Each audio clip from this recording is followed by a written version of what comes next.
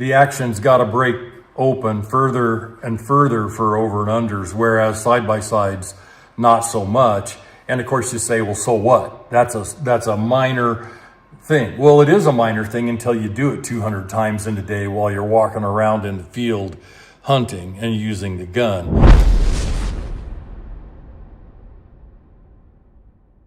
Hi folks, Tim Sundles here, and my beautiful wife Kim is filming.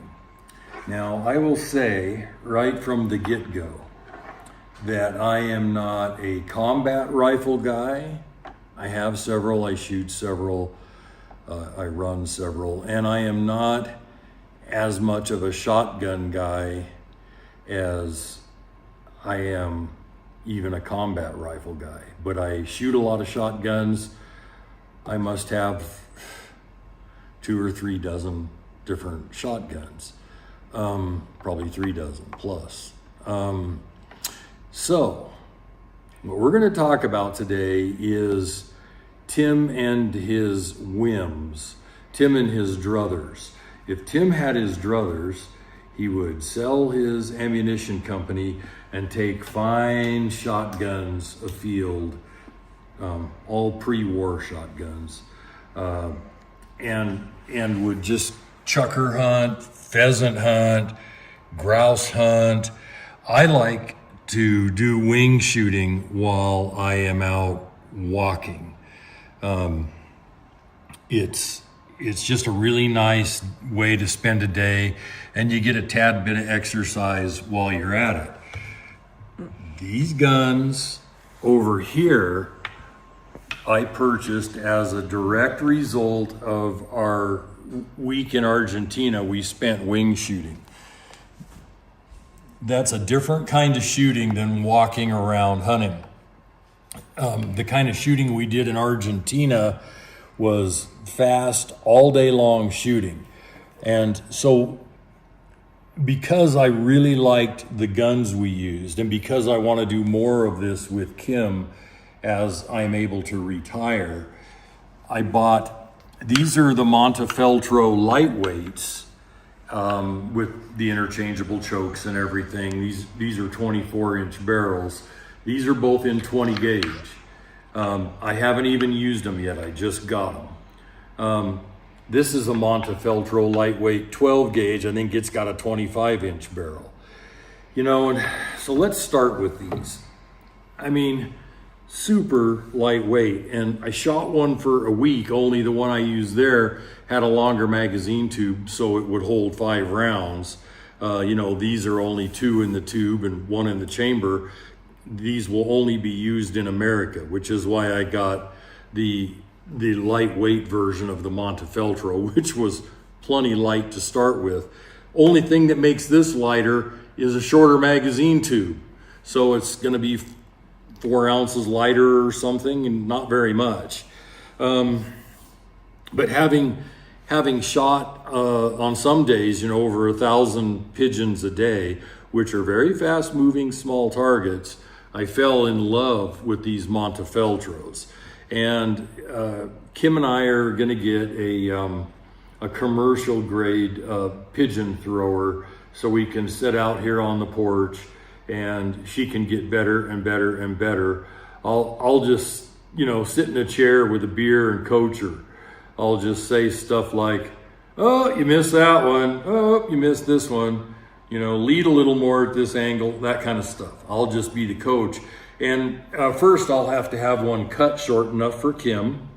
And I may have to, these come with different inserts up here where you can change the cast. And, you know, Kim's new enough to shooting and to shotguns that she might not even know which cast fits or feels better till she shoots 500 rounds, and then you change it over and have her shoot another 500 rounds and see which she does best with.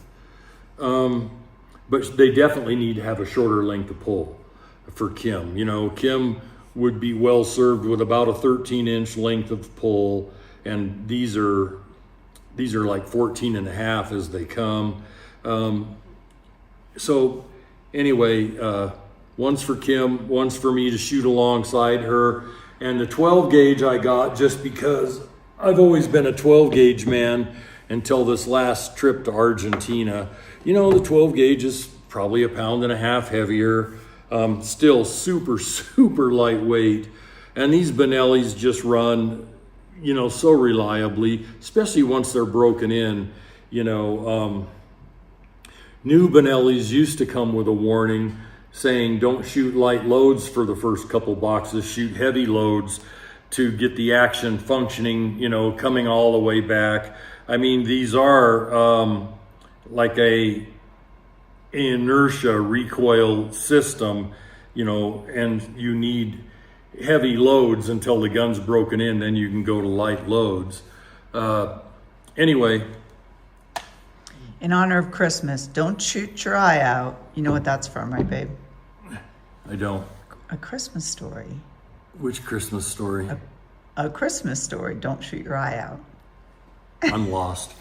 I have no idea what That's who I'm married to, folks. I have no idea what you're talking about. He knows everything about guns and ammo, though. That's all we care about. Well, yeah, that's what these videos are about. If we want to get into children's tales and stuff, I suck at that stuff. It's a classic Christmas show. Shoot your eye out? Don't shoot your eye out. Yeah, I don't know anything about it. So, just so you now know, the side of Tim Sundles that I don't reveal very often, I really like fine rifles, fine shotguns, fine handguns, and I find joy in taking something that's irreplaceable out in the field and using it. And I don't baby it. I won't abuse it, but I will neglect it. So let's start with these two right here. These are a matching pair of Holland Holland 12 gauges.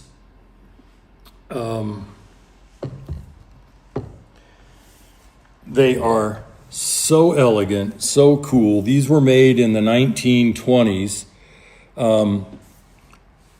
for a particular customer. His initials were CWD. I have no idea. And what's cool is you can look right there and see this is number 2 of a matching set. And that one is number 1 of a matching set. Now, being that old, and you got to understand, these little guys are super lightweight. You know, these are 5.5 pounds. And being this old, they have 2.5-inch chambers, but the throats on them are very, very long. So you don't need to open them up to 2 3/4. You just buy the light 2 3/4 loads, like 1.1 ounce, and the throats are so long that it doesn't cause a problem in any way. You just shoot the 2 3/4 light loads.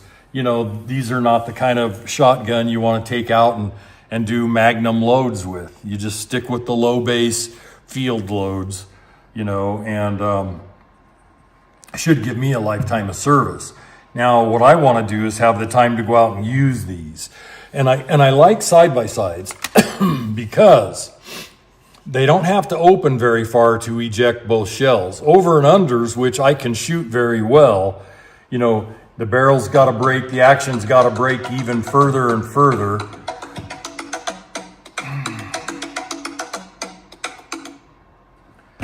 The action's got to break open further and further for over and unders, whereas side-by-sides, not so much. And of course you say, well, so what? That's a minor thing. Well, it is a minor thing until you do it 200 times in a day while you're walking around in the field hunting and using the gun. Even then, it's still a minor thing. I prefer side-by-sides. I like the old style. I can't shoot them any better than I can over and unders, but I love the traditional style. These H&H's, what's really cool about them is they came with the original case. You know, and you break the guns down, they both fit in this case, and along with the guns in the case and is cleaning equipment, a little bit of maintenance equipment, and both shotguns just fit right in there. And it's really, I mean, I have, and you did get the H&A. That's just so cool. These old British snob shotguns. I don't like the Brits when they're being snobby, which is almost anybody, you know, from Great Britain. But if they've lived in America for a year or two, I mean, a generation or two, they're not nearly so snobby. I've never been a stuffy person. But anyway, I have a dream of carrying this little case, going afield with friends, and just showing up with my little case with both shotguns in it. So I've got a backup shotgun, and spending a few days upland game hunting. You know, I wouldn't take these out duck hunting for ducks and geese. I want more powerful ammo and a little bit heavier gun. You know, I'd use this for ducks and geese, definitely. But I have other shotguns I like even more for ducks and geese than these Benelli Montefeltros, although I would use one. I'd just put a full choke in it and use it. So these matching Hollands, this is like something I want to get out and do and enjoy life. This is a Joseph Lang. This is probably 120 years old. And again, same story. You know, don't you just love the engraving on these Hollands and on these old Langs, anything that's an old, and this says 1 on it, so it was obviously part of a set at one time. I don't know where the other one is, and this one appears to me to have been at one time or another professionally restored. Whoever did it did a really good job. So it was who knows where it was done, probably in Great Britain somewhere. Again, super light gun, a little bit longer barrels than the H&H's. Super, super light, nice usable gun. This one is a real oddball. This is an late 1880s Lefevre 10 gauge. Now there was a company in the 50s, 60s, and 70s that took Whitworth steel and they would make new barrels for these Lefevres. I mean, look at the ornateness of this shotgun. I mean, just look at the beauty. All the gold inlay, all that engraving, and you know, horn, pistol grip cap, just the appointments on it are fabulous. And why did I buy, and by the way, so I was getting into this company whose name I can't even think of it. They don't stamp it on the barrels. They would take Whitworth steel, you know, modern steel for the 50s, 60s, and 70s, and they would make new sets of barrels and install them and regulate them on these Lefevres. And that's what this is. And I haven't even shot the gun. I've only had it for 2 years and I've been too busy. Again, someday I will sell buffalo bore ammunition so I don't own a business, and I will go afield and enjoy these guns. I got the 10 gauge for my own reasons. I'm a fan of 10 gauges. I have some Browning pump shotguns that are 10 gauge and stuff. I really like 10 gauges. I have 10 gauge slug loads, 10 gauge double aught buck loads, none of which I would ever shoot out of this gun. This gun's got basically 2 modified chokes in it. And I do have some 2 7/8 inch, I believe, 10 gauge that are pretty light loads for this. This is a light gun. 3.5 inch mags are gonna kick like a mule. And I'm worried about breaking the stock. It's a very svelte stock. So I'll start with the light loads. I'll never shoot full 3.5 inch magnums. I may shoot 3.5 inch shells for sure, but they won't be top end magnum loads. Anyway, what a beautiful, beautiful piece of history. And I'm the kind of guy that would get so much love out of carrying this afield. I'd like to shoot some turkeys with this thing, you know, and it's mostly, in my mind, an upland game gun with the chokes the way they are. But still, to carry a gun like this afield and use it and bring it back to life from 135 years ago when it was made, wow, wow, wow. And that's something I do intend to get my butt retired and just full-time hunt, write about guns, write about hunting trips, and do some serious adventures, hunting adventures and stuff that most people would never have the chance to do, or if they did, they just wouldn't do it anyway because they're smarter than me. I like adrenaline. Wanted to show you these, and there's nothing technical I can add. I'm not that much of a shotgunner, but I wanted to sort of expose my soul and show you my love. And then if I was going to go do high volume shooting, or shooting where I wanted to use full power 12 gauge or full power 20 gauge, I've got the Montefeltros. These Montefeltros are really cool. And then, if you just want to get modern, wait right here. Don't go anywhere. Kim's been bugging me about this all morning. So she somehow believes that these 1301s have a place with these hunting shotguns.